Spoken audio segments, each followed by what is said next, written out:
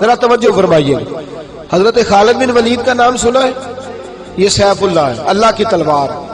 حضرت خالد بن ولید نے اپنی بیوی کو طلاق دے دی اور بڑا عرصہ وقت اچھا گزرا، طلاق ہو گئی، بیوی چلی گئی. ایک باغ بھی دیا تحفے میں. بعد میں ایک آدمی پوچھنے لگا حضور آپ نے بیوی کو طلاق دے دی، کیا معاملہ تھا؟ آپ فرمانے لگے کوئی مسئلہ نہیں، میری بیوی بڑی نیک تھی، پرہیزگار تھی، اچھی تھی، فرما بردار. انداز دیکھیے گا. کہنے لگا جناب عجیب بات ہے، طلاق بھی دے دی اور اچھی بھی بڑی تھی، کس بات پہ طلاق دی؟ آپ فرمانے لگے وہ میرے ساتھ 27 سال رہی ہے. کتنے سال؟ اور میں انتظار کرتا رہا ہوں.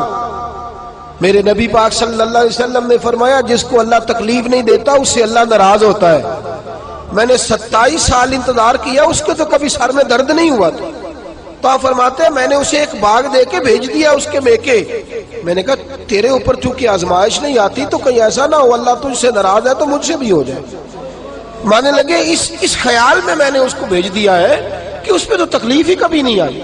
ہمارے ہاں ذرا ذرا سی آزمائشیں ہیں اور لمبے چوڑے پہاڑ ہیں. اور ایک اور بات سن لیں، آزمائشوں میں جو جینا سیکھ جاتا ہے نا، رب کریم اسے درجے بھی بڑے ہی عطا فرماتا ہے. جس کا دنیا میں کوئی سہارا نہیں نہ بنتا پھر اسے خدا کی رحمت آگے بڑھ کے سہارا عطا فرماتی ہے. اپنی زندگی کے اندر آزمائش سے لڑنا، تکلیف سہنا، ذہن بنا لے تکلیفیں آئیں گی، آزمائشیں آئیں گی، بیماری آئیں گی، مجھے برداشت کرنا. جس کے اندر برداشت ہے اس کا حوصلہ بہت بڑا ہے، اور جو برداشت سے آ رہی ہے وہ ختم ہو جائے. میرے رسول کریم صلی اللہ علیہ وسلم کی صحابیہ حضرت اسماء بنت ابی بکر صدیق، جناب صدیق اکبر رضی اللہ تعالی عنہ کی صاحبزادی ہیں، حضرت عائشہ کی بڑی بہن ہے. یہ وہی ہیں جو غار ثور میں میرے نبی کو کھانا پہنچایا کرتی. 90 سال سے زیادہ عمر ہوگی حضرت اسماء کی، اور ان کے صاحبزادے عبداللہ بن زبیر رضی اللہ تعالیٰ عنہ. 90 سال سے زیادہ عمر ہوگی اور ان کے صاحبزادے لڑائی کر رہے ہیں حجاج بن یوسف کے ساتھ. آنکھوں سے انہیں نظر نہیں آتا حضرت اسماء کو، بوڑھی ہو گئی، صاحبزادہ جہاد کر رہا ہے. حضرت عبداللہ بن زبیر اپنی والدہ کے پاس آئے اور آ کے کہنے لگے اماں میرے کچھ ساتھی بھاگ گئے ہیں، کچھ کمزور ہو گئے، حجاج کے ساتھ میرا مقابلہ ہے. والدہ بڑا کم نظر آتا ہے، پریشان ہے، 90 سال سے زیادہ عمر ہے. اور ماں گلی میں جھگڑا ہو رہا ہو تو بیٹے سے کہتی ہے بیٹے تو اندر آ جا جلدی سے، تو نہ بیچ میں حصہ لے لے. والدہ سے آ کے پوچھتے ہیں اماں میں کیا کروں، حجاج کے خلاف لڑ رہا ہوں، بہت سارے ساتھی کچھ چلے گئے ہیں ڈر کے، کچھ جو ہیں وہ کمزور پڑ گئے، کچھ نے وہ بزدل نہیں ہے، وہ کمزور نہیں، لیکن انہوں نے حکمت سمجھی ہے تھوڑی دیر کے لیے چلا جانا. ماں کہنے لگی بیٹے پہلے تو یہ بتا کہ تو حق پہ ہے کہ نہیں، دولت کے لیے تو نہیں لڑ رہا، اقتدار کے لیے تو نہیں لڑ رہا. کہنے لگے اماں قسم اللہ کی عزت کی میں حق پہ ہوں، میں فکر امام حسین کا وارث ہوں، میں ظالموں سے لڑ رہا ہوں.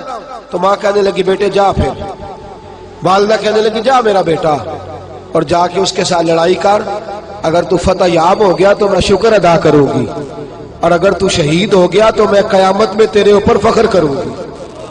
تو کہنے لگے اماں وہ بڑے ظالم ہے، بوڑھی ماں کا حوصلہ دیکھ، وہ بڑے ظالم ہے، وہ تو مسلح کر دیتے ہیں، ناک کان گلا کاٹ دیتے، اتنا سخت میرا دشمن ہے. والدہ کہہ رہی ہے بیٹے سے، 90 سال کی بوڑھی اماں کہتی ہے بیٹا بکری کو ذبح ہوتے وقت تکلیف ہوتی ہے، کھال اترتے وقت تکلیف نہیں ہوتی. تکلیف تجھے ایک وقت ہوگی جب تیر لگے گا، جب تلوار لگے گی. ناک کان کاٹتے تجھے کیا تکلیف ہوگی، اللہ تجھے زیادہ اجر عطا فرمائے گا. جا مجھے بہادر کی ماں بننے کا شرف دے، بزدل کی ماں بننے کا شرف نہ دے. یہ دلیر ماں کا حوصلہ. یہ لفظ کیا کہ بیٹے کو بھیجا. حضرت عبداللہ بن زبیر لڑے، 14 دن تک آپ کی لاش لٹکی رہی، لیکن 14 دنوں تک آپ کے وجود سے خوشبو ہی آتی رہی. حجاج بن یوسف نے آپ کی ماں کو بلایا، حضرت اسماء آئی، کہنے لگا تجھے پتہ ہے تیرے بیٹے کی لاش لٹک رہی ہے؟ کہنے لگی کیا کہا؟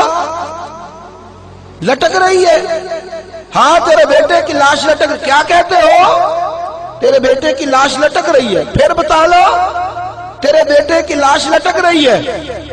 تو آپ فرمانے لگی شکر ہے اللہ کا، میرے بیٹے کی لاش لٹک رہی ہے، کہیں جھکی ہوئی تو نہیں ہے نا، کسی ظالم کے آگے جھک تو نہیں نا گئی. کہیں اس نے گلا کٹایا ہے، کہیں جھکایا تو نہیں نا، شکر ہے میں اللہ تعالیٰ کا۔ کہنے لگے تو مجھ سے سفارش نہیں کرے گی کہ اس کی لاش کو ہٹا دوں؟ آپ فرمانے لگے جس رب نے اسے شہید ہونے کا حوصلہ دیا ہے وہ اسے قبر کی اعلیٰ جگہ بھی عطا فرمائے گا۔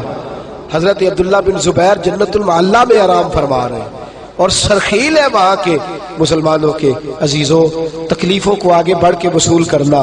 ذرا ذرا سی بات پہ لوگ چیختے چلاتے ہیں، کفر بولتے ہیں، گھروں میں فوتگی ہو جائے تو کفر۔ حضرت جعفر طیار شہید ہوئے، حضرت علی کے سگے بھائی تو ان کے گھر کی عورتیں رونے لگی، حضور نے فرمایا جاؤ انہیں چپ کراؤ۔ صحابہ گئے، خاموش نہیں، پھر رونے لگی، فرمایا چپ کراؤ انہیں، پھر چیخنے لگی۔ تیسری بار حضور نے فرمایا نہیں چپ کرتی تو ان کے منہ میں خاک ڈال دو، انہیں پتہ نہیں جو بین کرے، سر پھاڑے اور اپنے چہرے پر اپنے ہاتھ مارے وہ تو میری امت میں شامل ہی نہیں ہے، تو میری امت میں شامل ہی نہیں۔ میرے عزیزوں، شریعت اسلامیہ حوصلے کی بات کرتی ہے، صبر کی بات کرتی ہے۔ گھروں کے اندر ذرا ذرا سی بات پہ بے صبری کرنا، ذرا دو چار جملے بھی ہم ہضم نہیں کر سکتے، ایک بے رخی بھی ہم ہضم نہیں کر سکتے، تھوڑی دیر کے لیے بھی کوئی آنے والی تکلیف ہم برداشت نہیں کرتے۔ بے صبری ہے، ہماری کم حوصلہ ہے اور تحمل مزاجی سے دور چلے گئے ہیں، اس لیے ہمارے غم بھی روز بروز بڑھتے چلے جا رہے ہیں۔ رب کائنات کی بارگاہ میں یہ التجا کیا کرے اللہ ہمیں حوصلے عطا فرمائے، اور ساتھ رب کریم ہمارے اوپر وہ والا فضل فرمائے اس طرح وہ اپنے نیک بندوں پر فضل فرماتا ہے، اور اللہ ہمیں حوصلے اور صبر کے ساتھ زندگی کے ایام گزارنے کی توفیق عطا فرمائے، ہمیشہ مدحت خیر الانام میں گزرے۔ دعا ہے یہ عمر درود و سلام میں گزرے۔ آخر دعوانا ان الحمدللہ۔